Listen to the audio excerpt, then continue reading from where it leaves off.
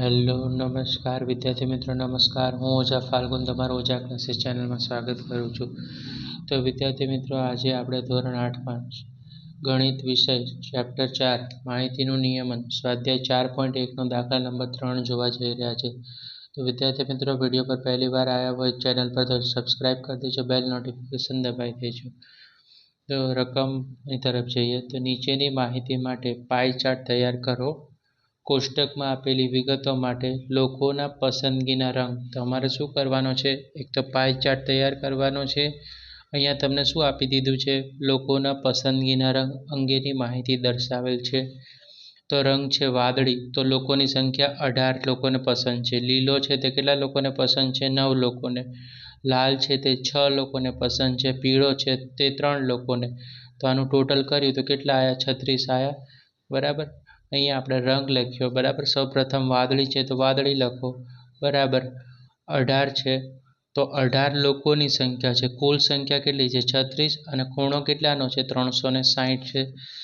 તો વિદ્યાર્થી મિત્રો, હવે શું કરશું? આપણે 36 છે અને 360 છે. બરાબર. તો આપણે શું કરશું? 36 દાણ કેટલા થાય? 360 થઈ જશે. અહીંયા ઉડાડી દો તો તમારે શું વધે ઉપર? તો કે 18 ગુણ્યા 10 તો કેટલા થઈ જશે? 180 અંશનો ખૂણો બની જશે. બરાબર વિદ્યાર્થી મિત્રો. તો વાદળી રંગ છે તે 180નો ખૂણો બનશે. તેવી જ રીતે હવે લીલા રંગની વાત કરીએ કે લીલો રંગ. તો લીલો રંગના લોકોની સંખ્યા કેટલી? 9. કુલમાં તો જો 36 જ આવશે. બરાબર. તો છેદમાં શું આવશે?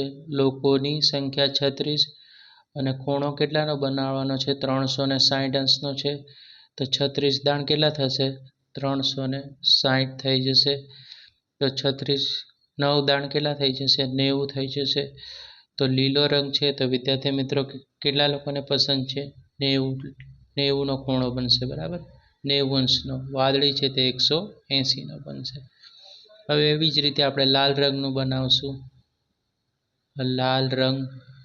તો લાલ રંગની લોકોની સંખ્યા કેટલી? 6. અને કુલ સંખ્યા તમારે છેદમાં કેટલી લખવાની? 36 લોકો. અને ખૂણો કેટલાનો બનાવવાનો છે? 360 જ બનાવવાનો છે. તો હવે જો 6 છે ગુણ્યા 360 છે તો છેદ ઉડાવો. 36 દાણ કેટલા થઈ જશે? 360. તો 6 દાણ કેટલા થઈ જશે? 60 અંશનો બનશે. રાઈટ. તો લાલ રંગ છે તે કેટલા અંશનો બને છે વિદ્યાર્થી મિત્રો? 60 અંશનો બને છે. રાઈટ. હવે એવી જ રીતે આપણે પીળા રંગનો બનાવવાનો છે. તો પીળો રંગ. બરાબર. તો પીળો રંગ છે તે કેટલાનો છે? 3. છેદમાં કેટલા લખી નાખવાના? 36. જો પીળોમાં 3 છે તે લોકોની સંખ્યા છે. 36 કુલ છે, ટોટલ છે. અને ખૂણો કેટલાનો હોય? 360. તો હવે 36 દાણ કેટલા થાય? 360.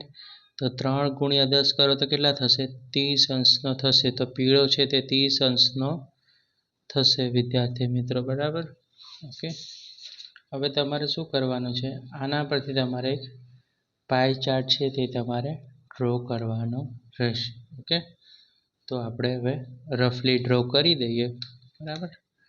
તમારે પેન્સિલથી ડ્રો કરજો કમ્પ્લીટલી, કોણ માપક સાધન લઈને. બરાબર. ઓકે. અહીંયા આપણે આપી દઈએ છીએ આ એનું આપણે કેન્દ્ર આપી દઈએ છીએ કે અહીંયા આપણું કેન્દ્ર છે. બરાબર. સેન્ટર હોય ત્યારે કેન્દ્ર કહીશું.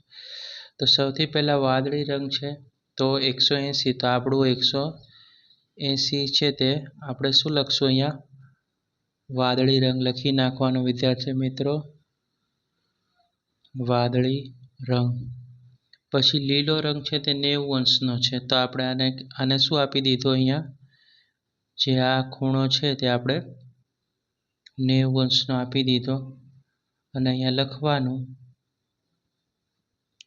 લખશું અહીંયા લીલો. અને અહીંયા લખી દો રંગ. ઓકે. પછી હવે કેટલું વધ્યું? 90 વધ્યું છે. એમાંથી આપણે 60 અંશ કોને આપી દઈશું? આપણે 60 અંશ છે તે લાલને આપવાનું છે. તો અહીંયા લખવાનું આપણે 60 અંશ. અને અહીંયા લખી દેવાનું લાલ. ઓકે.